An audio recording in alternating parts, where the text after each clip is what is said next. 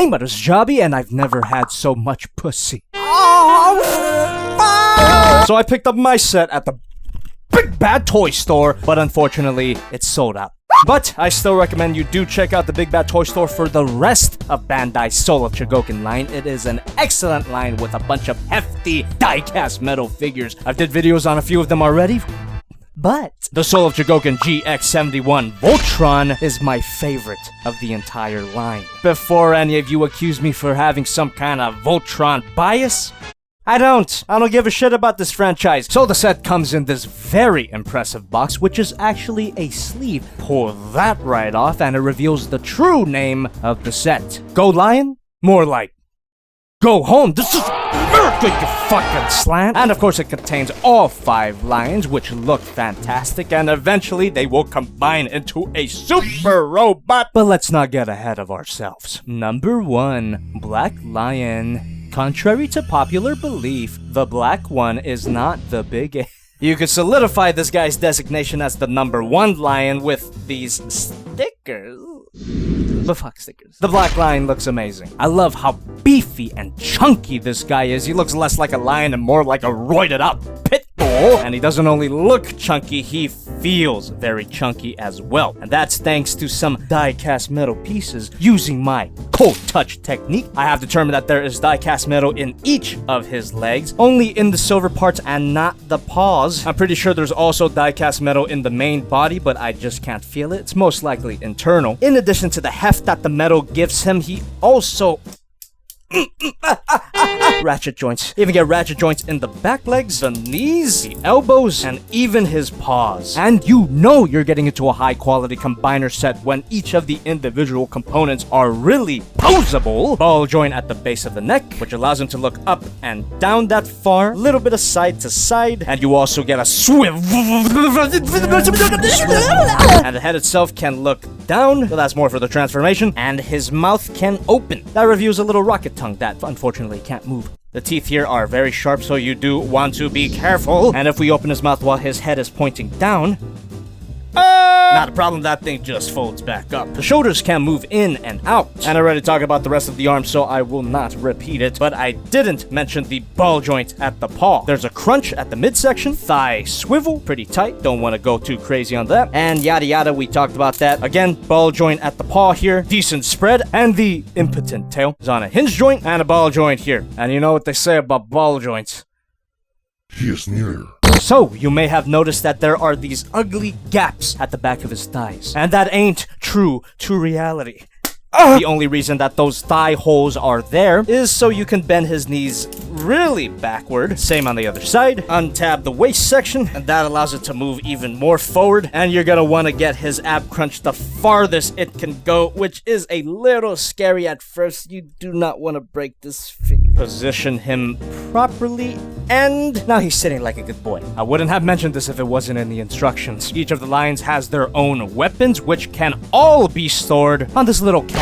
Assembly required, but it's easy enough. Very nice display here. It removes all the stress of having to store your accessories somewhere. I guess it's supposed to look like something from the show, but again, I don't really give a shit. And it even says Voltron there in beautiful gold letters. You even get a plaque that depicts the Japanese version. Go Lion. Fuck you. We will just reach for this black blade, and within this little drawer, these 2 cannons.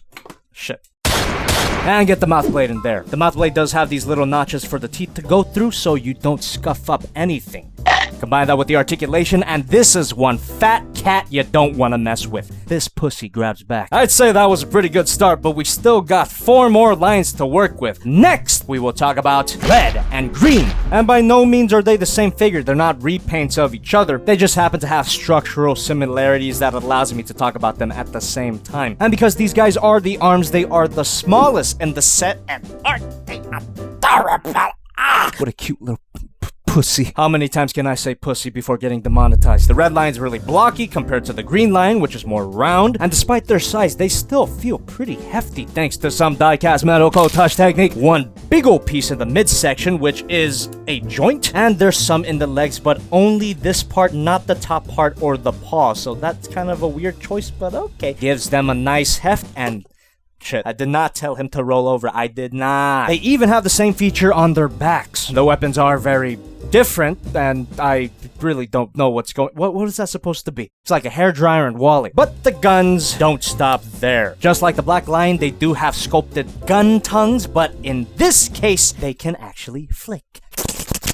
And all the joints here are satisfyingly tight, which includes a side to side at the head. The Green Lion is limited in that regard, but they both can look up and down. Ball joint at the shoulder, rotation, bend at the elbow, that can go all the way in for obvious reasons. Hinge joint at the paw, and they could even pivot. That midsection joint that I previously mentioned. If we twist their segments, the mid joint changes to a side to side. Ball joint at the back legs, and a pretty big bend at the knee. That could also go all the way up for obvious reasons. Back paws, same as the front paws, pivot and all. Ball joint at the tail. Somewhat intentional, but I prefer to leave it on. And the base of the tail can even move back to initiate a big dick mode. And just like the Black Lion before them, they can get into good boy mode. Let's talk about their weapons. The mouth blades are color coded, but the shoulder mounted weapons are not. Each of these weapons has a different type of peg, which corresponds to a certain kind of hole. As for the mouth blades, they got this little gray tab, which could plug into this hole. Badass little cats. Insert joke about pussy being dangerous here. Insert into pussy. Now let's talk about the thickest cats of the set. Blue Lion and the Yellow Lion. They might look a lot slimmer than the Black Lion, but rest assured they are a lot taller and a lot heavier too. Die-cast metal in all of their legs. If I had a legitimate complaint about both of these, it would be that their legs might be a little too shiny. Very nice to touch, I assure you, but because of how reflective they are, you can easily get smudges, fingerprints, you name it. It will appear on here. But as easy as the stains come, they go away. And just like the red and green lions, these guys have fold-out weapons. I still don't know what's happening here. Another hairdryer and a fleshlight. Mouths can also open, but they do not have fold-out guns. I can't stress enough how heavy these guys are, and they feel fantastic, especially when you go in to pose these guys. That is a ratchet joint at the midsection there. You also get a ball joint at the head. Every ball joint can, of course, be a... That does not sound healthy at all. Do not try this at home. They can look up and down, side to side. Their heads do have a tendency to come off, but that is intentional. We will talk about that later. Shoulders move out, not a ball joint. Ratchet at the elbow, could also go back that far. Hinge joint at the paw, and another pivot. And the back legs are basically the same as the front legs. The knee could bend really far for obvious reasons. Hinge joint, pivot, and a hinge joint, ball joint at the tail. Of course, they can get it to good boy mode, and that is an awesome display. So, their accessories are stored on the sides of the castle, and of course you get the mouth blades. Round peg goes into round hole, and square peg goes into slit. And the mouth blades attach the same way they do with the red and green lines. The promised time is at hand, but before we get into that, we gotta talk about the size comparisons. Here's the previous review, Agumon. Well, technically I reviewed Black Agumon last time, but they're basically the same figure. Agumon! MP10 Optimus Prime, and my Thermos. I couldn't be happier with all these lions here. They are individually amazing, they're posable. What is not to love about this set? Besides the fact that they can all combine?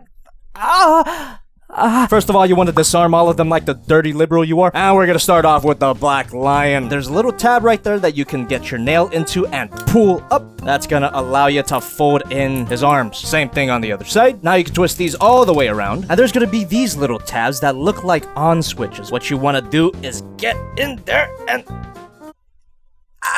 It gets easier the more you ram it in there. And that's gonna lock these shoulders into place. Fold out the wings, fold them up, bam, bam. Turn the tail around, fold it up, and just stretch out the legs. Now you wanna, collapse the whole thing just to make it proportional. There goes the shoulder. You do wanna lock that again. Bend the head forward, and we will save that for dramatic effect. After this, let's do the legs. Pull out his throat, and bend that up. If you did that right, that will allow you to collapse his shoulders and fold up his legs. Collapse the back legs, and fold them up as well.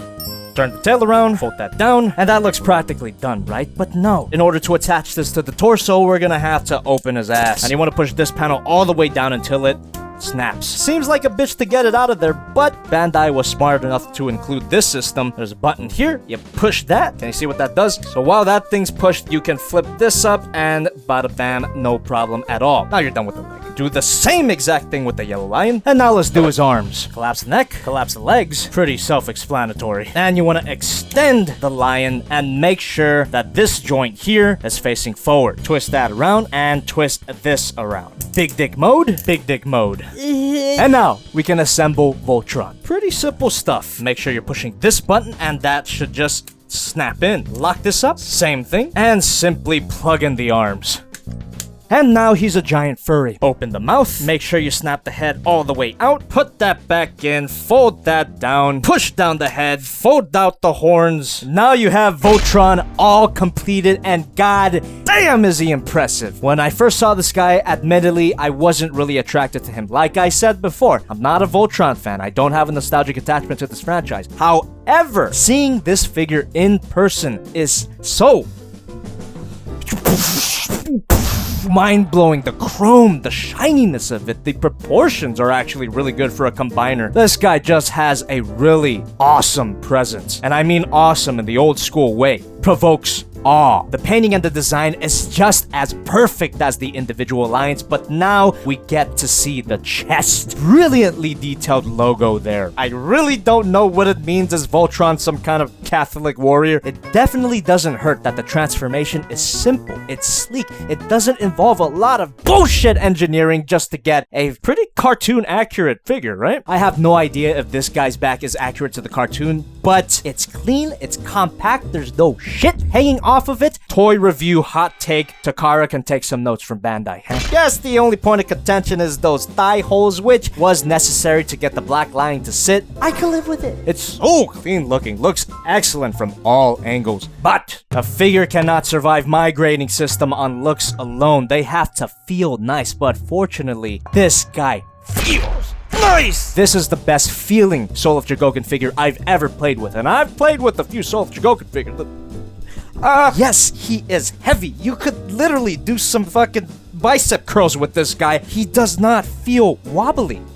Okay, he might look a little wobbly, but trust me, in person, he does not feel like anything's gonna drop off of this guy. Look at his kicks. Moves back that far. Admittedly, the weight of the legs does drag down on the ratchet joints, but even though the lower legs are a bit weighty, he can still hold some pretty dang good poses. Would have liked them to work in some kind of double knee bend system. I mean, they got the holes for it already, but not a big deal. And look at this, freaking beautiful. He's got an ankle pivot. You could even bend the head just to get that extra bit of ankle pivot. This guy can get some pretty wide stances. Just make sure you flipped out that heel for support. And even though his feet are pretty stable, you can even utilize the pivots from the lion mode for extra support. If we get to the waist, not only do you get a waist swivel, you get that ab crunch from earlier, can get pretty far as we've discovered, and even a little bit of side to side. You do want to be careful when you're discovering the posability of this guy. You don't want to accidentally snap off anything. Not like you are, because the joints in the arms especially are fucking solid, man. Look at that. That happens sometimes, but you know, that's why you take it easy, and that's why you lock it up with those previously mentioned switches. If you left them unlocked, you can get somewhat of a butterfly joint. Arm moves out, bicep swivel, bend at the elbow, and you get even more of a bend. And his wrist articulation is just the lion mode head, which is great. Now he might look like he's leaning forward a little bit, you know, doing a little bit of a Michael Jackson. Oh, I'm sorry, Michael Jackson, I forgot he was canceled. But how I deal with that, bend him forward like that, now he's looking way too up. But if we use that one extra joint from that lion mode, if you remember from when he was sitting, get that ab crunch in there, and he looks like he's doing that classic fucking pelvic thrust pose that anime characters like to do. You know what I mean, right? Oh, fuck, I got a cramp. And for the head, you get a ball joint. You can look up, look down, and of course, the head sculpt is awesome here. When I first saw it, I thought it might look a little too small for the body, but seeing it in person, it's pretty proportionate. But if you wanted a little more emotion with your Voltron, that's okay, because you do get roaring face. That is what the instructions call it. I don't know. Looks less like he's roaring and more like It looks a bit silly. I'm not a big fan of this face, but I do appreciate that the option is there. And coming back to the castle, you can pull these two blades out here. They do not snap in, so that could get really freaking solar spears. You can stick this in your pee hole.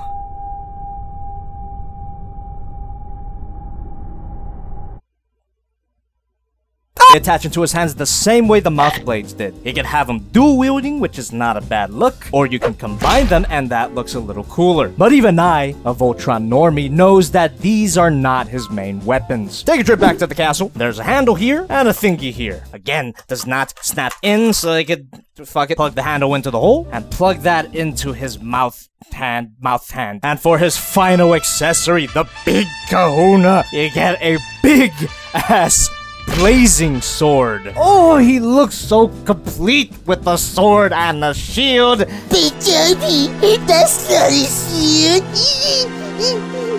I don't care. It looks like a shield to me, but it is technically a spinning laser blade, which is a little more dumb. I'm so happy with the look of this guy. Holy shit. And combine that with the posability that this guy has, you can get some pretty cool looking displays. Damn! It's like I feel so unworthy to own this. I'm not a Voltron fan. Holy shit, I didn't even mention this. Ugh. Look at how big this guy is. This guy is fucking huge. I think this might be the largest Soul of Chogokin figure I've ever had. Here's the Soul of Chogokin Megazord, previous review Black War Greymon, MP44 Optimus Prime, and my previous pick for favorite Soul of Chogokin figure, GoGiGar. I'm also not a GoGiGar fan, but when I did the review for that figure, I loved it.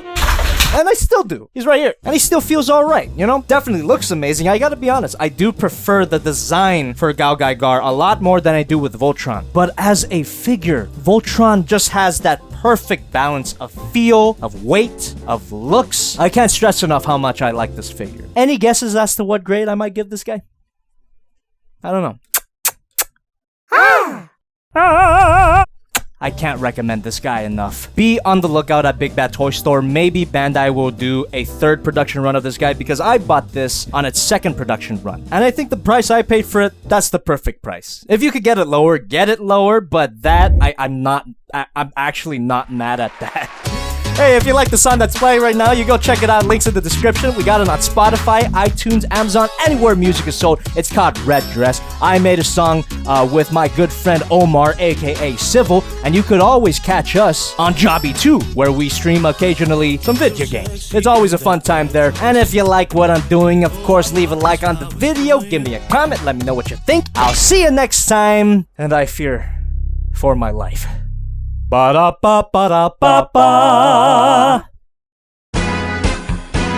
This pussy is worth it.